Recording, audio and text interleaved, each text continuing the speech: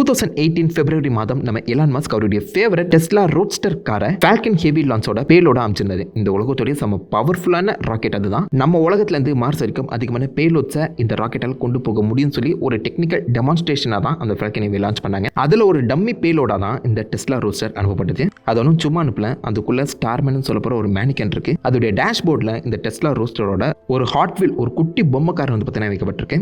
Don't பேனிக்னு சொல்லி அதோடைய டேஷ்போர்ட்ல எழுதியிருப்பாங்க. பக்கத்தில் இருக்க அந்த க்ளவ் பாக்ஸ்க்குள்ள Hitchhiker's Guide to the Galaxy book வந்து பார்த்தீங்கன்னா வைக்கப்பட்டிருக்கேன். அது மட்டும் இல்லாமல் ஐசக் அசிமோவோட ஃபவுண்டேஷன் ட்ரைலஜியை ஒரு குட்டி கிளாஸ் டிஸ்க்ல பிரிண்ட் பண்ணி அமைச்சிருப்பாங்க. சக்ஸஸ்ஃபுல்லான அந்த லான்ச்சை தொடர்ந்து முதல் 4 மணி நேரம் இந்த டெஸ்லா ரோட்ஸ்டர் நம்ம பூமியை பேக்ரவுண்டாக வச்சு அந்த கார் ஸ்பேஸுக்கு போகிற அந்த வீடியோவை சூப்பராக லைவ் ஸ்ட்ரீம் பண்ணிட்டு இருந்துச்சு. அதை தொடர்ந்து நம்ம பூமி போலவே அது இப்போதைக்கு சூரியனை வட்டமிட ஆரம்பிச்சிருக்கேன். இப்போ வரைக்கும் மொத்தம் 4 முறை சூரியன் சுற்றி வந்திருக்கான். அடுத்த 30 லட்சம் வருஷங்களா நம்ம பூமி தாக்கத்துக்கு 6% சான்ஸ் இருக்காங்க. ஸ்டார்மேன் பக்கத்தில் இருக்க அந்த பேசஞ்சர் சீட் காலியாக தான் இருக்கு. யாராவது போக ரெடியா?